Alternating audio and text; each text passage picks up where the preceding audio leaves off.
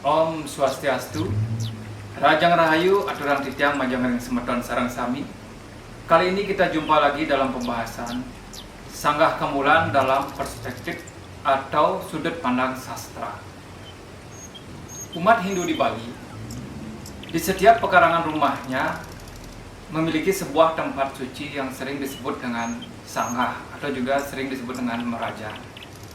Di dalam sanggah atau merajaan itu sendiri terdapat beberapa pelinggih, di mana pelinggih utama atau pelinggih pokoknya itu adalah sanggah kamulan atau pelinggih kamulan. Kata kamulan itu sendiri memiliki makna permulaan atau bisa juga dikatakan sebagai sumber atau asal mula. Sanggah kamulan adalah sebuah pelinggih yang memiliki rong 3 sebagai wujud penyatuan Sang Hyang Triatma dengan sumber atau asalnya. Sang Hyang Triatma adalah 3 aspek dari Atma itu sendiri, yaitu pertama, Atman merupakan jiwa dari setiap makhluk hidup atau sering juga disebut dengan roh. Lalu yang kedua adalah Siwatman, merupakan ide Sang Hyang Widiwasa sebagai sumber dari jiwa atau roh itu sendiri. Lalu yang ketiga ada Paratma atau Paramatman, yaitu merupakan sumber dari segala yang ada di dunia ini. Dan kepadanya lah semua yang ada di dunia ini akan kembali lagi. Dalam Pancasrada disebutkan sebagai Brahman atau ide Sang Hyang Widiwasa, yang kemudian bermanifestasi sebagai Trimurti, dalam prabawanya sebagai pencipta, pemelihara, dan pelebur. Sanggah Kemulan sebagai stana dari Sang Hyang Triatma dimuat dalam lontar Usana Dewa lembar 4, yaitu sebagai berikut. Ring kamulan ngaran ide Sang Hyang Atma, ring kamulan tengan bapa ngaran Sang Paratma, ring kamulan kiwa ibu ngaran Sang Siwatma, ring kamulan tengah ngaran Raganya. Tu Rahman tadi meme bapa meraga Sang Hyang duduk. Nah, kutipan tadi dapat diartikan sebagai berikut. Pada Sanggah Kemulan, beliau bergelar sebagai Sang Hyang Atma. Pada ruang kamulan kanan disebut bapa, namanya Sang Hyang Paratma. Pada kamulan kiri disebut ibu, namanya Siwatma. Pada ruang kamulan tengah disebut Raganya, itulah Brahman yang menjadi purusa dan pradana yang berwujud Sang Hyang Tuduh atau bisa disebut sebagai Tuhan yang menakdirkan. Selain dalam lontar Usana Dewa tadi, di dalam Gong Besi juga disebutkan mengenai Sanggah Kemulan sebagai berikut. Ngaran ira Sang Atma ring kamulan tengen papante ngaran Sang Paratma. Ring kamulan kiwa ibunta ngaran Sang Siwatma. Ring kamulan madya ragante Atma dadi meme bapa, ragane mantuk ring dalam dadi Sang Hyang Tunggal nunggalan raga. Kutipan tadi dapat diartikan sebagai berikut. Nama beliau Sang Atma. Pada kamulan kanan disebut bapante, yaitu Sang Paratma atau Paramatman. Pada ruang kamulan kiri yaitu ibunta, yaitu Sang Siwatma. Dan pada ruang kamulan tengah yaitu menjadi Sang Hyang Tunggal yang menyatukan wujud. Dari kedua kutipan lontar tadi dinyatakan bahwa yang berstana di Sanggah Kemulan adalah Sang Hyang Triatma, yaitu Paratma atau Paramatma, kedua Siwatma, dan yang ketiga adalah Sang Atma.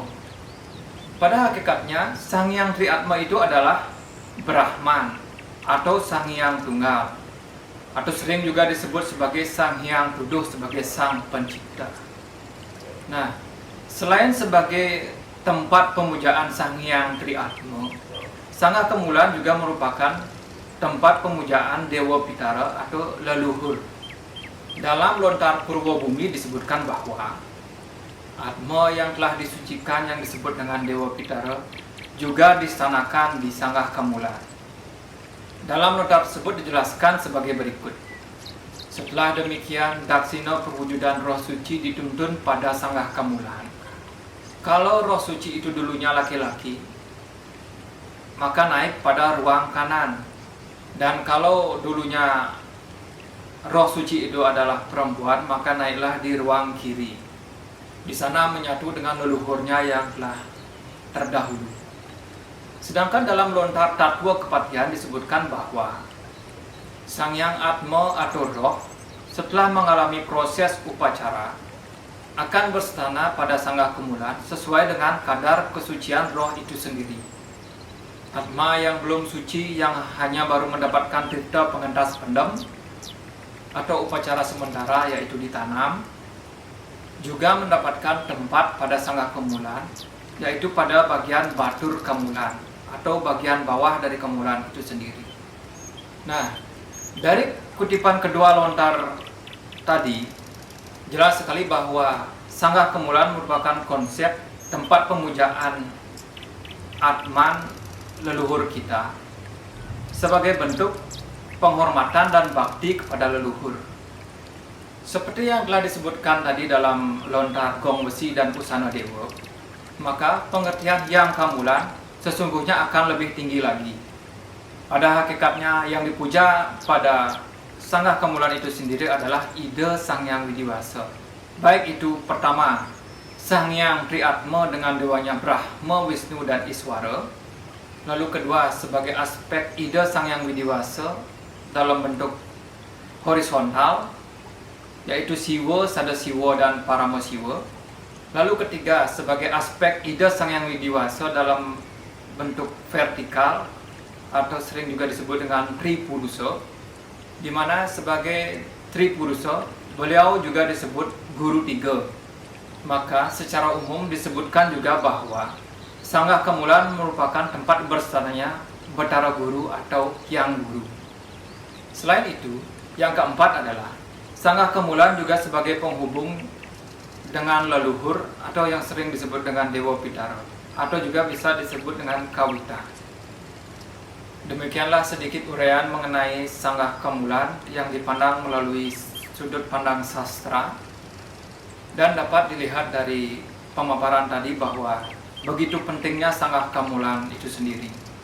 Oleh karena itu, saya tidak henti-hentinya menyarankan agar rajin-rajinlah bersembahyang di sanggah kemulan. Kemanapun kita akan melakukan persembahyangan, utamakanlah dulu di sanggah kemulan itu sendiri. Demikianlah sedikit pemaparan tentang sanggah kemulan dalam perspektif atau sudut pandang sastra. Jikalau ada sekiranya yang perlu untuk kita diskusikan, silahkan komen pada kolom komen. Salam Rahayu. Om Santi Santi Santi Om.